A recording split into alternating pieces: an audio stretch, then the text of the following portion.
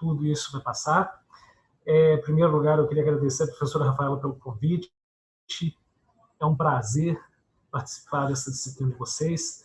Tem muito tempo que eu não vejo a professora Rafaela, então, para mim, é um prazer esse reencontro, ainda que virtual. E vamos lá. Bom, então, como a apresentação já foi feita, meu nome é Ricardo, eu sou graduado em jornalismo, sou mestre em relações internacionais e sou doutorando em comunicação. Atualmente, eu sou professor da Unipac de Barbacena, no curso de Publicidade e Propaganda, e travou tudo de novo aqui, não deu. Tá, então vamos seguindo assim. Eu sou professor do curso de Publicidade e Propaganda, e a professora Rafaela tinha me chamado para falar com vocês sobre a guerra de Nagorno-Karabakh. Nós estamos vivendo agora, nesse finalzinho de ano, né? Como tudo que aconteceu em 2020 ainda teve uma surpresa, que foi a segunda guerra de Nagorno-Karabakh. Como se não bastasse tudo que a gente já passou, já tivemos quase uma guerra nuclear, nós tivemos uma explosão de avião, nós tivemos conflitos regionais, nós tivemos uma pandemia que parou o mundo, nós tivemos a paralisação de todos os conflitos no Oriente Médio, e aí vem Nagorno-Karabakh para a gente voltar com a onda de conflitos habituais, né? E por que ela me chamou para poder falar sobre esse conflito com vocês? Porque eu sou uma das duas, deixa eu pausar aqui só para vocês me verem aqui, é porque eu sou uma das poucas pessoas no Brasil que estuda esse conflito. Eu acho que tem 4 ou 5 pessoas no país todo que de fato se debruçam sobre esse conflito, que estudam sobre esse conflito, e eu sou uma dessas pessoas que faz um estudo sobre Nagorno-Karabakh. Então deixa eu voltar aqui na tela para a gente poder conversar. O que é Nagorno-Karabakh especificamente? Nagorno-Karabakh é essa região aqui, ó, essa região achurada dentro do Azerbaijão. Deixa eu dar um zoom aqui, para que vocês vejam. Estão vendo essa área em amarelo aqui na tela, com um pouquinho de vermelho, mas essa área toda circundada pela área amarela? Isso aqui é a chamada República de Nagorno-Karabakh. Tá? Essa área aqui, então, é uma área dentro do território do Azerbaijão, tá? No Cáucaso, lá na Ásia, né? No Cáucaso Asiático. E é uma área de conflitos históricos, tá? É uma guerra que não começou ontem, não começou em 1988, ela começou já há muito tempo. Só um instante, vou pedir a licença de vocês, só para...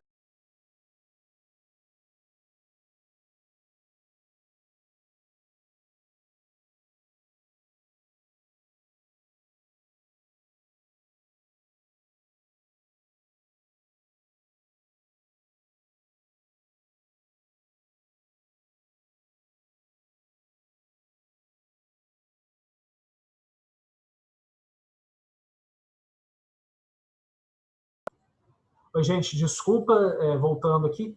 Então, esse conflito é um conflito que vem de séculos e séculos, tá? É um conflito muito antigo.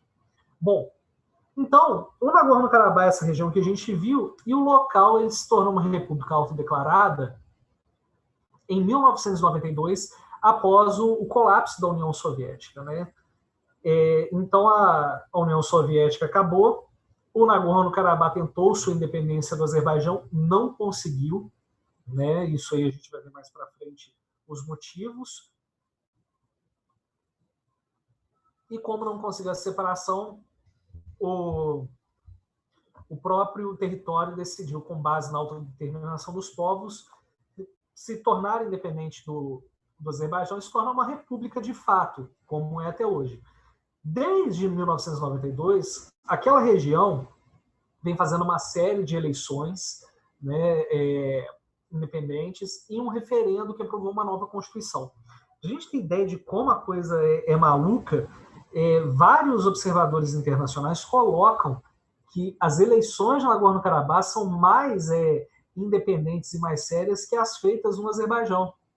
O Azerbaijão, que é uma uma ditadura familiar desde a década de 90. Né? A mesma família controla o país desde a década de 90. Então, como começou a história toda de conflitos? O Nagorno-Karabakh está lá há milênios, é uma área muito estratégica, porque é uma área montanhosa, então quem controla o Nagorno-Karabakh controla boa parte do Cáucaso, porque a área de visão que as montanhas de Nagorno-Karabakh dão da região são muito importantes e estratégicas, né?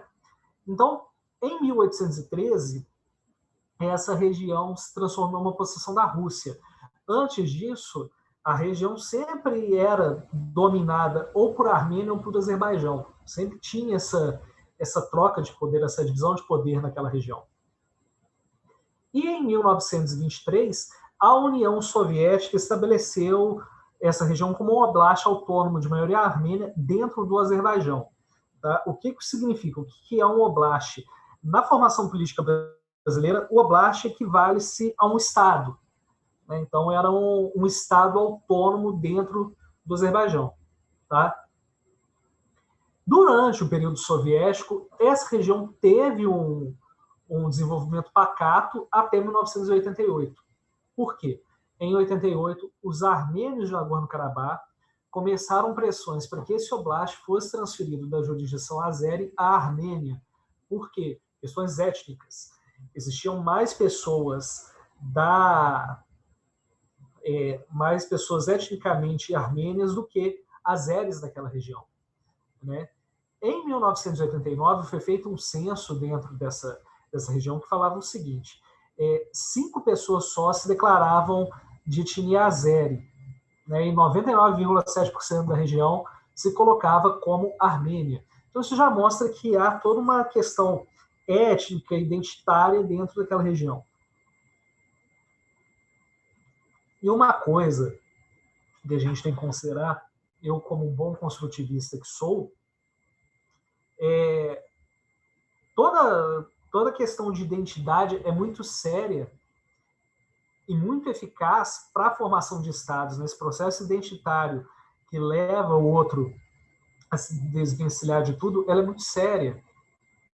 E ela eu estou vendo aqui que a minha internet está instável. Professora Rafaela, você consegue me ouvir bem?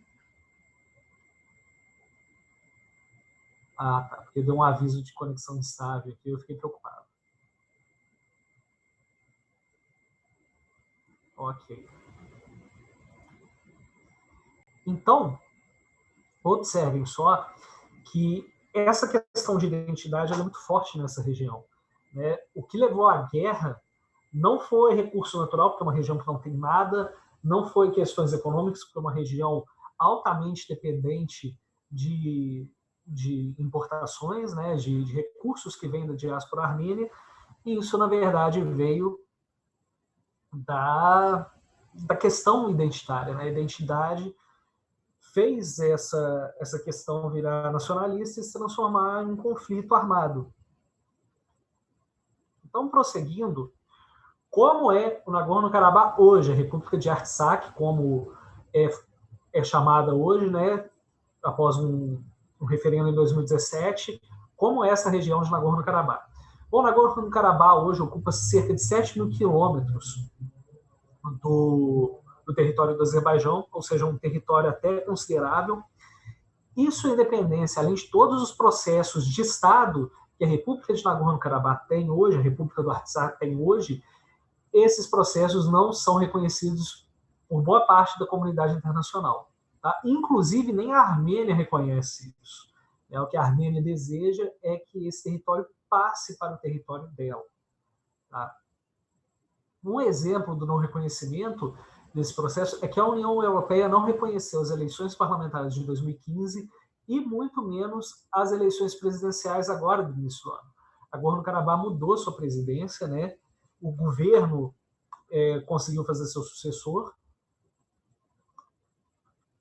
mas essa eleição não foi reconhecida por ninguém, apesar de ter sido vista como uma eleição justa, uma eleição sem fraudes, que correu muito bem, melhores que as próprias eleições do Azerbaijão, por exemplo. Hoje, só 3 estados reconhecem a independência de Nagorno-Karabakh: a Abcásia, a Ossétia do Sul e provavelmente uma das maiores potências nucleares que existem no mundo, a Transnistria. A Transnistria é um enclave que tem dentro da Moldávia e que tem armas nucleares e que consegue viver como enclave, consegue viver uma vida à parte, porque tem armas nucleares, tanto a Moldávia quanto a Rússia deixam lá eles brincarem de Estado sem maiores problemas. Só que nenhum desses 3 estados que reconhecem Nagorno-Karabakh são reconhecidos pela ONU, ou seja, o reconhecimento de Nagorno-Karabakh é algo muito do plano do conto de fadas. Na vida real não tem prática alguma. Como é a economia de Nagorno-Karabakh? É baseada no setor de serviços, na agricultura, pecuária, mineração e produção de bebidas destiladas.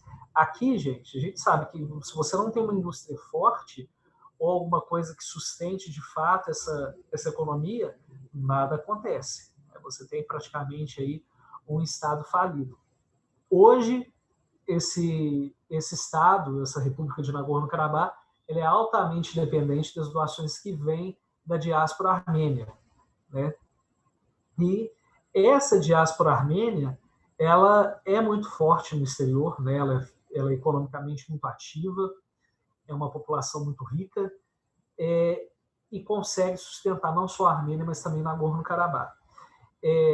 Um vídeo que foi exibido numa sessão do Congresso dos Estados Unidos em 2015, em 2014, perdão, a República de Artsakh colocou que o exército do território é que promove o equilíbrio da balança de poder na região do Cáucaso. E você fala de Geórgia, de Rússia, você está falando de uma parte da Turquia. É curioso ver como que um Estado que não existe promove uma balança de poder naquela região. Deixa eu só recolher aqui para ver se melhora a imagem. Melhorou. Então é curioso ver como que essa dinâmica interna funciona, né? Então vamos falar aqui da primeira guerra de Nagorno-Karabakh. Para vocês terem ideia, quando eu estudei Nagorno-Karabakh, você tinha pequenos conflitos internos, né? Você tinha alguns conflitos internos lá naquela região, e até então era só uma guerra de Nagorno-Karabakh. Agora não, a gente já chegou à segunda guerra de Nagorno-Karabakh, sem prazo para acabar, e se acabar a gente vem numa terceira guerra de Nagorno-Karabakh, quarta, quinta, sexta, sétima, oitava. É uma guerra muito difícil de acabar, daqui a pouco eu vou explicar os motivos. Bom, vamos entender os primórdios, a gente passou aqui. No século XIX, deixa eu dar um zoom aqui, no zoom aqui. Vamos ver os primórdios da guerra.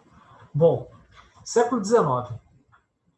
Então a Rússia conquista essa região do Nagorno-Karabakh.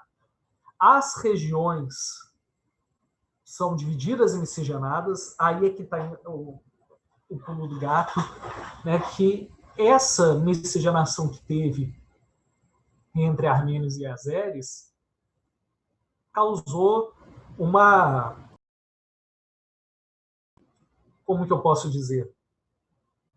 Ela causou uma briga interna das regiões, né? Quanto mais miscigenação você tem, é um recrudescimento de nacionalismo, né? O nacionalismo chegou na Europa no século XIX, então você vai ter disputas étnicas e nacionalistas muito fortes, né? Nagorno-Karabakh é armênio, não, é azeri, não, é russo, então vai ficar muito nisso, né? Então você vai ter várias disputas étnicas. A segunda questão é a União Soviética, né? A Rússia era, ela controlava esses territórios do Cáucaso, né, esses países do Cáucaso, e em 1917, com a Revolução Russa e a queda do czarismo, cai todo o domínio que a Rússia tinha sobre esse território. A Armênia e Azerbaijão se transformam em independentes. Em 1920, o Stalin retoma a região do Cáucaso para a União Soviética. E em 1921, ele, como ele era da Geórgia, ele sabia a confusão que aquela região de Nagorno-Karabakh fazia. E ele recebeu vários estudos para manter Nagorno-Karabakh no Azerbaijão, para passar Nagorno-Karabakh para a Armênia ou dar a independência para o Nagorno-Karabakh. Então, em 1921, ele bate o martelo porque ele quis, tá? Uma decisão assim, as pessoas até se assustam quando eu falo isso. Stalin manteve o Nagorno-Karabakh no Azerbaijão porque ele quis, por vontade dele próprio. Ele falou, ó, vai ficar no Azerbaijão porque eu quero e eu desejo manter e vai ser assim, pronto, acabou. Ele mantém o Nagorno-Karabakh no Azerbaijão por vontade própria, por decisão subjetiva, e o transforma em Oblast, que é um estado com autonomia administrativa, né? Quando a gente pega, e a gente tem que entender o porquê desse conflito, qual é a motivação, um autor que estuda o tema, o Saparov, ele vai falar o seguinte, que a gente tem que entender esse conflito com base na divisão administrativa do Cáucaso do Sul. Eu vou pedir licença e vou ler para vocês, ipsis literis, o que ele escreveu. A geografia desse terreno acidentado ditou amplamente a localização de fronteiras no Cáucaso. Desde a Idade Média, as fronteiras dos principados locais seguiram as cadeias de montanhas e linhas de bacias hidrográficas do Nagorno-Karabakh. Então, as estradas intransitáveis dessa cadeia montanhosa fizeram acesso através das montanhas difíceis e, como resultado, as atividades econômicas e políticas foram centradas nas bacias hidrográficas. Perdão. Então, como você tem essa divisão com base na hidrografia, acaba que o Nagorno-Karabakh é uma divisão regional, seja entre Irã, Turquia, você tem um pedacinho do Iraque também, entre Geórgia, Armênia, Azerbaijão e Rússia. Então, a região do Nagorno-Karabakh ela é definidora da geopolítica regional, da geografia regional. Terceiro ponto importante é a glasnost, né? Gorbachev chegou, começou a glasnost, a perestroika, a liberação política, a liberação econômica, e com a glasnost, os Karabaks, né, os habitantes de Nagorno-Karabakh, eles começam os movimentos de independência. Né? Além de ter o desejo da Armênia de levar aquele oblast para ela, os Karabaks queriam a independência. E esse desejo de independência não se materializou. Tá? E aí nós chegamos ao quarto ponto, que é o definidor desse conflito. Tá? Que são os conflitos étnicos e os pogroms. O que é um pogrom? Pogrom é um ataque violento, maciço, a pessoas com a destruição simultânea do seu ambiente, ou seja, casas, negócios, centros religiosos, ou seja, é o famoso vendaval que passa e destrói tudo que vem pela frente. Tá? Então, os confrontos entre os armênios e os azeres deixaram mortos, feridos e levaram a esses pogroms. Né? Então, a União Soviética atacou Nagorno-Karabakh para conter os conflitos e protestos, mas não conseguiu, de forma alguma, segurar isso. Né? A União Soviética, pelo contrário, ela foi até de certa forma, muito violenta nisso. Né? Ela, de certa forma, foi muito dura para segurar esses conflitos. Por quê? Para o Gorbachev, se de alguma forma você liberasse muito esse conflito, ou se você atendesse muito aos desejos da população, a União Soviética perderia o controle de todas as outras repúblicas que queriam sua independência do governo central de Moscou. Então, tem todo um movimento que eles acreditavam ser muito necessário. Tá? Então, qual foi o estopim para essa guerra, como a gente viu? Foi um confronto entre armênios e azeres em 1988, que vivia uma vila de Nagorno-Karabakh.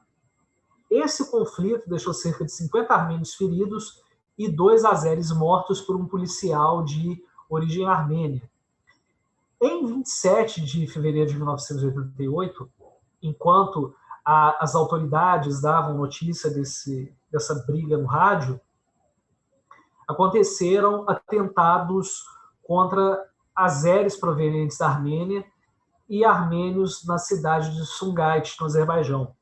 O conflito de Sumgait, ele é um definidor dessa guerra. É na cidade de Sumgait que começa a guerra de Nagorno-Karabakh. Tá? O que aconteceu nela? 26 armênios e 6 azeres foram mortos nesse conflito étnico. Tá? Daí em diante, começaram os conflitos internos e fronteiriços. Tá? Eram 2 repúblicas soviéticas que estavam duelando dentro do território da União Soviética e ninguém sabia o que fazer para segurar. Olha só como que uma briga por um território abre um conflito étnico sem precedentes, porque até então você não tinha condição alguma de parar esse conflito. Né? No plano diplomático, então a Armênia, em 1988, recorre às instâncias mais altas da União Soviética para ter este território de Nagorno-Karabakh à sua disposição, mas não consegue. Tá?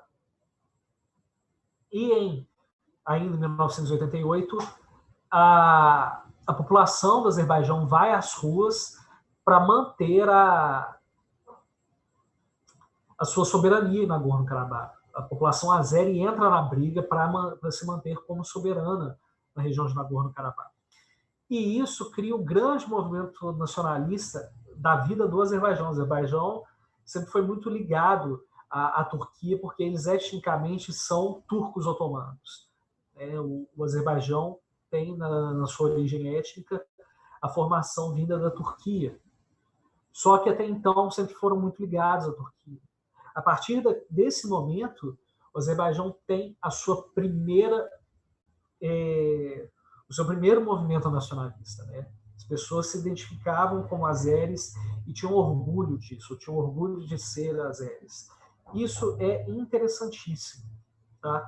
Só que o movimento armênio, historicamente, já é muito maior, né? Por conta do genocídio armênio em 1915 e tudo o que levou a diáspora armênia. Então, o movimento nacionalista da Armênia é muito maior.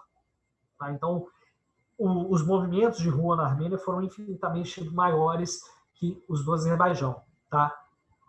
E em 1989, Moscou assumiu o controle direto do Oblast. Eu ainda não falei com vocês como que o Azerbaijão vive até hoje e por que ele consegue ter um território muito grande. Porque o Azerbaijão é um dos grandes produtores de petróleo no mundo. Ele não só um grande produtor de petróleo, mas também um grande produtor de gás. Então, essa condição de grande produtor de petróleo e gás dá ao Azerbaijão uma força econômica e geográfica e geopolítica muito forte naquela região. O Azerbaijão tem a famosa bala na agulha para poder brigar e fazer guerra quando quiser, porque tem dinheiro de petróleo no meio. E esse petróleo é vendido para a Turquia. A Turquia é um consumidor maior do petróleo azeri do que do petróleo da Rússia, por exemplo, ou do Irã, que está lá do lado. Então, de 1988 até 1989, você tem muitos conflitos étnicos, você tem briga de rua, você tem muitos conflitos pequenos entre as populações e os exércitos locais. Só que eu esqueci de citar também que em 1989, Moscou assume o controle direto do Oblast, porque eles viram o seguinte: tá, se eu não consigo que vocês parem a guerra, se vocês não param esse conflito, então a União Soviética, o Comando Central, vai assumir isso aqui.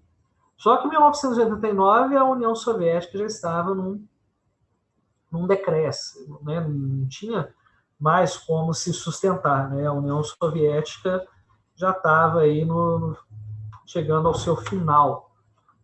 já não conseguia segurar mais ninguém. Então, em 1990, as hostilidades aumentaram, o que levou um movimento migratório, né, em um posterior refúgio, onde cerca de 400 mil armênios que viviam no Azerbaijão voltaram para a Armênia e cerca de 160 mil azeres na Armênia voltaram ao Azerbaijão.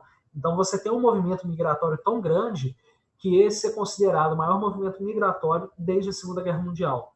Esse deslocamento de refugiados foi muito grande, é considerado o maior daquela região desde a Segunda Guerra Mundial. Então, em janeiro, para combater as hostilidades dentro do Azerbaijão, né, as hostilidades armênias dentro do Azerbaijão, a União Soviética decidiu realizar uma operação militar em Baku, que ficou conhecida como Janeiro Negro.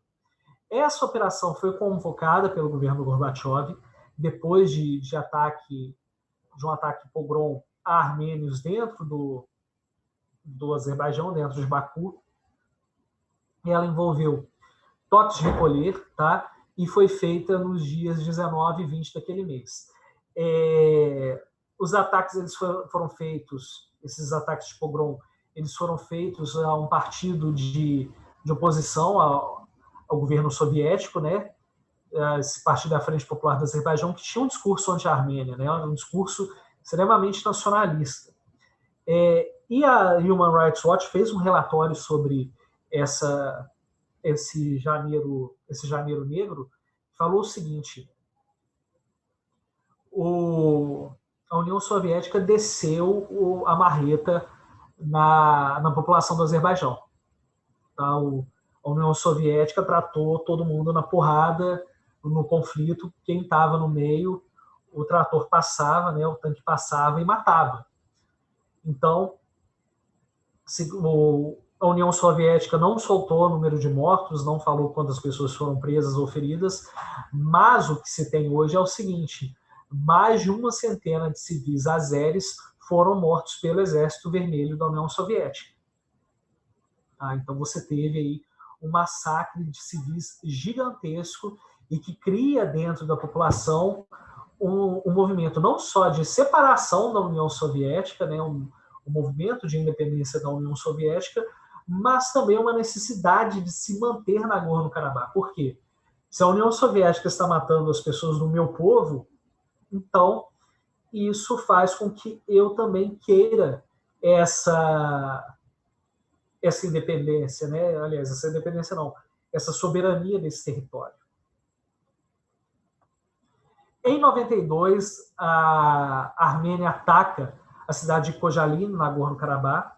Era uma cidade de maioria armênia e a cidade foi atacada com mísseis. Ao menos 200 civis azeres foram mortos nesse massacre de Khojaly, enquanto o governo azeri dizia que o número girava em torno de 1.324 civis, com mulheres e crianças sendo a maior parte dos mortos. Houve também um outro estudo de 2012 falando que 613 pessoas foram mortas pelo exército armênio. Então você tem essas discrepâncias de números. E aqui eu abro um parênteses que é muito difícil confiar nos números da guerra, porque não existem relatórios confiáveis de mortos. Não existe um relatório confiável de perdas dessa região. E aí que a gente tem que abrir um pouco o leque dessa discussão. Né? Por quê? Olha só, antes de Khojaly, o The New York Times estimava que o número de mortos da guerra de Nagorno-Karabakh girava de 1.500 a 2.000 pessoas.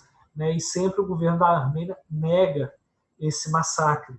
Só que relatórios independentes mostram que houve sim um massacre de civis gigantesco para poder tirar toda a resistência do domínio armênio naquela região, para acabar com todo tipo de oposição. Em 8 de maio, foi o maior momento da guerra, porque o exército da Armênia dominou a cidade de Shusha, lá em Nagorno-Karabakh. E 90% da população dessa cidade era de origem azeri. Tá? E um dia depois da chegada a essa cidade de Shusha, Os armênios já tinham dominado a cidade com um bombardeio de 157 mísseis altamente destrutivos. Quando você domina Susha, você praticamente domina o território todo, porque é uma cidade praticamente sagrada, chamada a Jerusalém do Karabakh, por conta da sua relevância cultural e étnica, tanto para armênios quanto para azeres. Então, quem domina Susha domina todo o território. Então, essa perda de Susha foi tão forte no Azerbaijão que o presidente azeri foi destituído pelo parlamento, o Yakov Mamadov. Em 18 de maio, a Armênia dominou a cidade de Lachin, que fica na fronteira entre a Armênia e o Nagorno-Karabakh, e em 12 de junho, o Azerbaijão começou a responder com a Operação Goranboy. Foi muito forte, muitas mortes aconteceram, baixas de civis aconteceram com a Operação Goranboy. A Armênia respondeu, mas não foi suficiente, porque até lá o Azerbaijão já tinha recuperado 48% do seu território com o suporte da União Soviética, a União Soviética dando suporte militar para o Azerbaijão, por considerar que aquela área era azeri. Só que aí é que está a questão. Nesse meio tempo, a diáspora armênia conseguiu financiar um exército do Nagorno-Karabakh. E esse exército do Nagorno-Karabakh, como já vivia nas montanhas, já conhecia toda aquela região, já sabia como andar naquela região, então esse exército começou uma virada na guerra. E esse exército ganhou a guerra. E esse período de vitórias do exército de Nagorno-Karabakh coincidiu também com um forte inverno em 1992 e crises econômicas internas, tanto da Armênia quanto do Azerbaijão. O Azerbaijão vivia uma crise interna muito forte, tanto que teve uma ausência de poder nesse período, até o momento em que vários presidentes passaram até a chegada do Heydar Aliyev. Tá? Esse período reduziu drasticamente a beligerância do conflito e abriu espaço para um cessar-fogo, porque você tem dois estados que estão com problemas internos gravíssimos, crises financeiras, e que precisavam de uma trégua. Como é que você vai desenvolver seu país ainda passando por um período de transição política, que é o fim da União Soviética? Como é que esse Estado vai sobreviver? Então, nisso abriu-se a possibilidade de se ter um cessar-fogo. Só que, em 1993, os armênios se aproveitaram da crise política do Azerbaijão e lançaram uma ofensiva à região de Kebajar, no Azerbaijão. Essa região não faz parte do Oblast do Nagorno-Karabakh. É uma região 100% do território azeri. Então, essa ofensiva durou uma semana, com forte resistência do Azerbaijão, mas não aconteceu nada, a Armênia dominou esse território. Essa batalha de Kebajar resultou na primeira resolução do Conselho de Segurança da ONU, a Resolução 822, de 30 de abril de 1993, que pediu a saída das forças da Armênia da região de Kebajar e a sua respectiva devolução ao Azerbaijão. Brasil e Rússia, que faziam parte do Conselho de Segurança à época, votaram por sua aprovação. Foi uma aprovação unânime, todo mundo votou a favor do Azerbaijão nessa batalha. De junho a agosto de 93, a Armênia começou uma série de ofensivas. Ela gostou da ideia de tomar o território do Azerbaijão e foi tomando mais pedaços próximos à fronteira de Nagorno-Karabakh com o Azerbaijão. Então, ela tomou várias regiões fronteiriças, inclusive na fronteira da Armênia com o Azerbaijão, não só a região de Nagorno-Karabakh, que fica encravada no Azerbaijão, tomou várias regiões, e isso gerou a segunda resolução do Conselho de Segurança. Ela solicitava 14 coisas, dentre elas a desocupação da região e de outras áreas invadidas dentro do território azeri. A resolução não teve vetos, foi aprovada por unanimidade, e a ofensiva de Fizuli, que é uma região azeri, gerou um êxodo de 350 mil pessoas, tendo que deixar suas casas e fugir para o Azerbaijão. Aí o que acontece em outubro de... E um detalhe que eu esqueci de falar, gente, que é importantíssimo. A Resolução 853 é a primeira que reconhece a região de Nagorno-Karabakh sendo do Azerbaijão.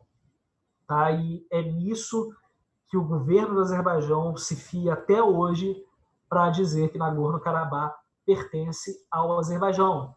E é essa resolução reconhecida pelo mundo inteiro que coloca o reconhecimento dessa região como sendo azeri e não Armênia ou um estado independente. Tanto que se você entrar no portal consular do Itamaraty, o portal consular do Azerbaijão, dentro do site do Itamaraty, você vai ver a segunda foto do monumento Ural Mountains, que é um monumento do Nagorno-Karabakh, que dentro da página do Itamaraty é colocado como sendo do Azerbaijão.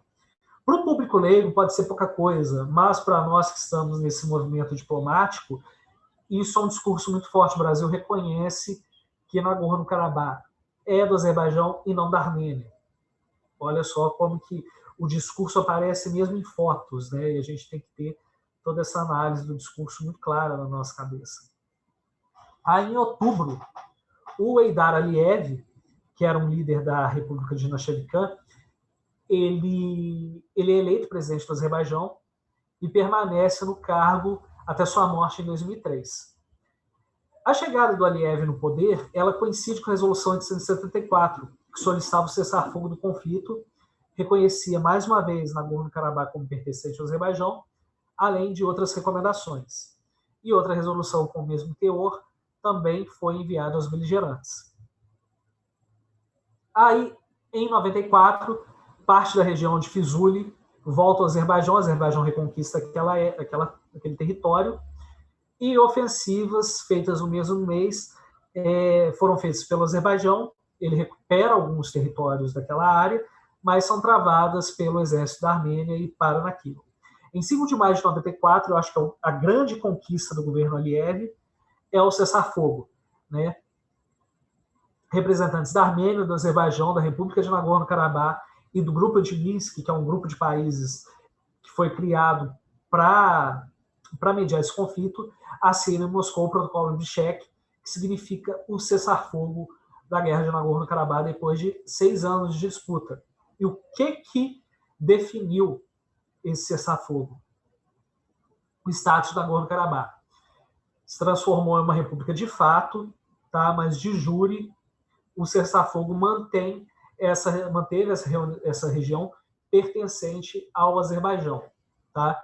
É um cessar-fogo só para inglês ver, tá? Porque batalhas continuaram na linha de confronto, né? na linha de contato entre os dois estados, né? Entre Armênia, Azerbaijão e Nagorno-Karabakh, mas serviu para dar certa estabilidade ao território. E os números da guerra? Eles são totalmente desencontrados. Tá? O Thomas DeWall, que é o maior especialista da área, quem tem interesse, recomendo que vocês busquem os livros dele ou sigam no Twitter. Tá? Ele é muito ativo no Twitter, ele sempre comenta essa guerra por lá. Ele fala o seguinte: segundo o Departamento de Estado dos Estados Unidos, foram 25 mil mortos na guerra. Já para o Parlamento do Azerbaijão, ele só vai dar um número de azeres mortos, 20 mil. Já o professor de história azeri, o Arif Yunusov, ele fala o seguinte: 17 mil pessoas morreram, sendo 11 mil azeres e 6 mil armênios. Em relação aos refugiados, o DeWall vai falar o seguinte, que o Yunusov traz para a gente que 353 armênios que viviam no Azerbaijão deixaram o país e foram para a Armênia e para a Rússia, e 80 mil pessoas que viviam na fronteira da Armênia deixaram suas casas e retornaram depois da assinatura do cessar-fogo. Do lado azeri, o número de refugiados foi de 750 mil. É um número altíssimo. Só que nenhum cessar-fogo nessa região funcionou. O cessar-fogo é sempre rompido. E o maior rompimento foi em 2016, na Guerra dos 4 Dias. Tá? Essa guerra foi de extrema tensão na área, tá? Porque, de fato, houve um aumento das hostilidades, um aumento do conflito, com mísseis, com drones, que era uma arma que não tinha até então. Né? Os drones israelenses do Azerbaijão foram vários derrubados pelo exército de Nagorno-Karabakh, mas conseguiu-se chegar a um acordo com a participação da Rússia. Né? E aí vocês podem ter a dúvida. Qual é o papel da Rússia nessa história? A Rússia apoiava tanto a Armênia quanto o Azerbaijão, porque depois da dissolução da União Soviética, a Rússia forneceu armas, tanto para a Armênia quanto para o Azerbaijão, e também mercenários russos do Exército Vermelho foram lutar para os dois lados. Então, acabou que a Armênia e o Azerbaijão foram beneficiados pela Rússia, dos dois lados. Tanto que até hoje a Rússia vende armas para os dois lados da guerra. Só que aí nós chegamos a 2020. Como está tudo muito estranho, Nagorno-Karabakh também ficou muito estranho. Eu vou ser muito sincero para vocês. Eu achei que 2019 seria um ano já de pacificação. Por quê? Teve uma reunião do grupo de Minsk no fim do ano. Deixa eu pausar aqui o share screen, deixa eu voltar a cena aqui para mim. Daqui a pouco eu volto para a tela. Por quê? Em 2019 aconteceu uma coisa muito engraçada. Uma reunião do grupo de Minsk foi muito boa. Foi, assim, absurdamente boa. Por quê? Os dois lados começaram a falar em acordo de paz. Os dois lados falaram o seguinte: agora, nesse estado que a gente chegou de discussão, a gente já tem que chamar a população e prepará-la para a paz. Isso caiu como uma bomba, porque ninguém esperava. Essa região vive há mais de 30 anos sobre o medo da guerra, né? Com o medo do conflito inerente. Como que do nada você chega e fala com a pessoa assim: deu bom aqui, agora a gente vai poder ter um movimento de paz. E aí veio a Covid e tudo parou. E foi bizarro, porque se você parar para pensar que nessa área, essa região não conhece paz, essa área está em guerra desde quando a República da Armênia e a República do Azerbaijão surgiram no pós-União Soviética, você pensa assim: meu Deus, o que está acontecendo aqui? E estava tudo muito quieto, estava muito estranho, estava tudo muito torto. Até que chegou julho. E em julho a gente vem com a Segunda Guerra de Nagorno-Karabakh. O que aconteceu nela? Eu quero muita atenção ao mapinha aqui. Em 12 de julho de 2020, o Azerbaijão começou ataques ao norte da fronteira com a Armênia e na divisa da República de Nakhchivan com a Armênia. Esse territóriozinho pequenininho aqui, deixa eu dar mais um zoom aqui para vocês verem. Esse território aqui é a República de Nakhchivan. Ela é pertencente ao Azerbaijão. Olha a linha de contato dela. Olha com quem que faz fronteira. Essa área faz fronteira com o Irã. Imagina se aqui, na linha de contato, o Azerbaijão começa a atacar o Irã. Essa região vira um caos absurdo. E olha só quem está aqui. Irã, tem o Iraque aqui perto, Turquia, Geórgia, Rússia, Armênia e Azerbaijão. O que você fizer aqui, nesse pedacinho da fronteira, causa um conflito regional gigantesco. Então, isso aqui É que nem o assassinato do Francisco Ferdinando, do arquiduque Ferdinando, da Primeira Guerra Mundial. Você precisa de um estopim para a pólvora explodir e causar um conflito gigantesco aqui na região. Então, em 12 de julho, o Azerbaijão começa a atacar aqui o norte da fronteira e a divisa dessa República de Naxevikan, que é um estado autônomo do Azerbaijão, com a Armênia. Os ataques duraram 4 dias, mas o interessante foi o ineditismo, porque nunca o Azerbaijão havia atacado o território da Armênia. Até então, era só essa região de Nagorno-Karabakh aqui que aconteciam os ataques. Nunca o Azerbaijão tentou entrar no território da Armênia. E todo mundo achou muito estranho isso. Ninguém acreditou, porque nunca tinha tido esse ataque e eram fora do conflito original. Esse ataque foi fora do conflito original. Então todo mundo ficou sem entender o que aconteceu. Só que vários analistas da região encontraram as justificativas para esse conflito. Primeiro, o Azerbaijão vive uma crise terrível. Tá? Com a Covid, o Azerbaijão está vivendo doença holandesa. Ninguém está comprando combustível. Mesmo que as pessoas tenham ficado em casa, tenham passado mais tempo em casa e vende gás, o uso do gás, o gás natural residencial aumenta, mas o Azerbaijão parou de vender petróleo. Ele parou de vender gasolina.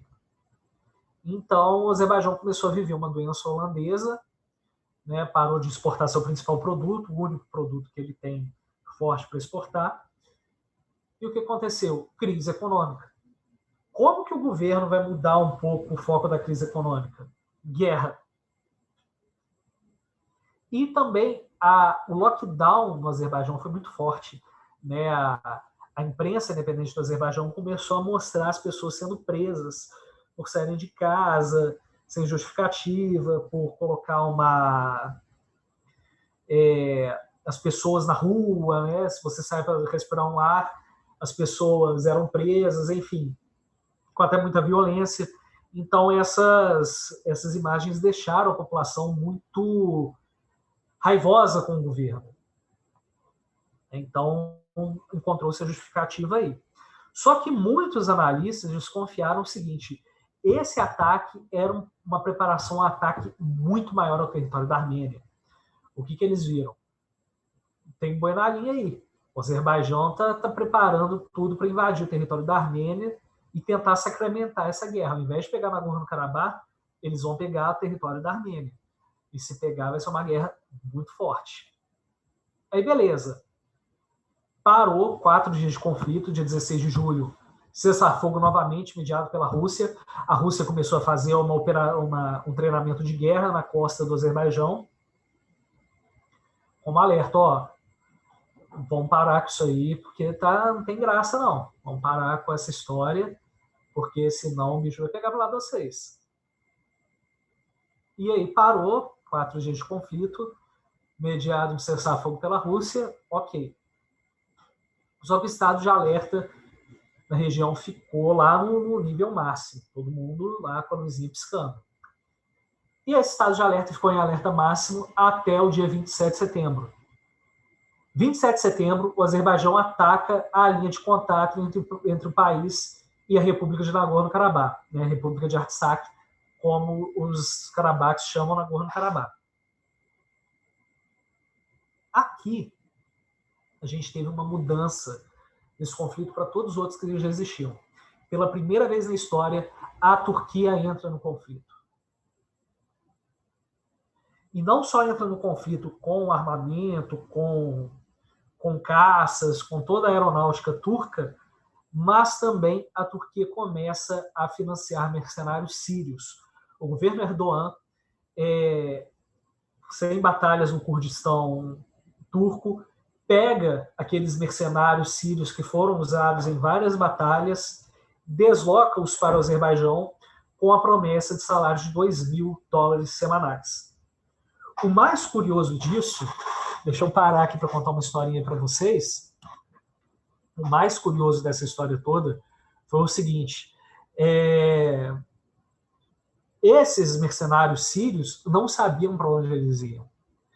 Eles chegaram para os caras e falaram: pessoal, nós vamos dar um passeio hoje. Tá? Vocês vão dar um passeio, vocês vão ganhar $2.000 para dar esse passeio. Olha que bom. Entra nesse ônibus aqui, nesse avião, vocês vão ver o que vai acontecer. Ó, tranquilinho, vocês vão ter que brigar, não vão ter que lutar, não vão ter que fazer nada. Só entrar no avião, dar um passeio, ver qual é que é, qual que é o trem lá que está nesse lugar que vocês vão dar um passeio, e depois vocês voltam para casa. Todo mundo ficando muito feliz. Por quê? Promessa de voltar para a Síria, para reencontrar as famílias. Só que, na hora que eles assustaram, eles estavam no meio da guerra. Eles não tinham preparação nenhuma para estar naquela guerra. Eles receberam uma AK-44, cada um recebeu uma AK, e falou: ó, te vira aí, vai lá brigar, vai lá lutar na guerra. E logicamente, a Armênia começou um massacre de mercenários sírios, né? E outra coisa curiosa é que nos primeiros dias da guerra, o Azerbaijão cortou toda a internet do país. Todas as redes sociais foram cortadas. Sabe o que aconteceu? A Armênia ganhou a guerra da informação. Porque enquanto o Azerbaijão não deixava a população, ninguém falar o que estava acontecendo na guerra, a Armênia deixou falar tudo, a mostrar tudo da guerra. Falou: ó, olha o que está acontecendo. E principalmente deixou os jornalistas estrangeiros entrarem. Tanto que o principal problema que o Azerbaijão viveu nos primeiros dias da guerra foi a cobertura da imprensa internacional, né? Le Monde mandou correspondentes, New York Times mandou, tanto que um dos comboios que tinham jornalistas franceses foi atacado pelos drones do Azerbaijão. E isso aí causou uma revolta na Europa gigantesca, a ponto da França entrar no conflito, que era uma coisa que ela deixava passar, mas ela começou a mandar mensagens diplomáticas no conflito. Então, olha só como é que virou isso. Então, vamos voltar aqui para a tela, porque a Rússia, ela estima que 5.000 pessoas, entre militares e civis, já morreram. Essa conta é atualizada todo dia. E aí, por que virou Segunda Guerra Karabakh? Porque um dos fatores definidores de guerra é 999 pessoas mortas. Nós já ultrapassamos isso, até pelas contas dos dois países isso já ultrapassou. Então a gente tem a Segunda Guerra de Nagorno-Karabakh. Tá? Essa estimativa da Rússia é extremamente realista, já que o Azerbaijão não divulga os seus números de baixas e a Armênia vem diminuindo as suas divulgações. Por quê? O Azerbaijão está ganhando a guerra. Tá? Está ganhando de uma forma, assim, surpreendente. O Conselho de Segurança da ONU se reuniu, tanto que a professora Rafaela, quando me convidou para falar um pouquinho desse conflito com vocês, eu falei com ela: espera um pouquinho, porque o Conselho de Segurança da ONU vai se reunir e falar sobre Nagorno-Karabakh. E aí deve ter algum tipo de resolução, deve ter algum tipo de recomendação. Mas não teve nada, tá? Não teve nenhuma resolução, e o que acertaram foi uma conversa informal deles falando: ó, precisa de um cessar-fogo aí nessa história, porque senão o bicho vai ficar ruim aí. Ao todo, até agora, foram feitos 3 cessar-fogo. Só que todos foram rompidos com altos índices de violência. O grupo de Minsk, responsável pelo desenho de paz na região, viu nesse final de semana o seguinte: não adianta colocar os mesmos debatedores à mesa, não vai adiantar. Então, o que a gente vai fazer? A gente vai colocar países escandinavos para tentar um acordo de cessar-fogo aí nessa história. Hoje, a paz é difícil, já que pela primeira vez em décadas, o Azerbaijão tem chances de conquistar a região novamente e assumir as posições na fronteira do Irã, tá? Que é um aliado hoje da Armênia. E o Azerbaijão já conquistou várias regiões próximas da fronteira, já conquistou várias regiões de volta, né? A Rússia, que é parceira estratégica tanto de Armênia quanto de Azerbaijão, já disse que só entra no conflito militarmente se o território armênio for atacado, o que ainda não aconteceu. E aí vocês podem perguntar: por que a Rússia apoia os dois lados, mas vai defender a Armênia? Porque existem bases militares russas dentro da Armênia. E há um acordo militar entre os dois países que fala o seguinte: Se a Armênia for atacada, o exército russo tem a obrigação de defender a Armênia. Tá? O ditador do Azerbaijão, Ilham Aliyev, ele já falou o seguinte, que a única negociação possível é o retorno da região Azerbaijão. Os Carabaques pedem a independência e os armênios querem o reconhecimento da região como parte da Armênia. Alguns armênios pedem a independência de Nagorno-Karabakh. E dentro do Azerbaijão, isso é curiosíssimo, a própria oposição ao regime apoia a guerra. Isso é uma reportagem sensacional no The New York Times há alguns dias, falando justamente sobre isso. Os principais opositores da ditadura azeri estão apoiando a guerra, porque há o sentimento nacionalista. Eles mesmos sabem que, dado o avanço do Azerbaijão no conflito, é muito difícil alguém agora se levantar contra o regime. E, neste momento, está acontecendo o conflito. Tá? Enquanto a gente conversa, o conflito continua naquela região. Bom, pessoal,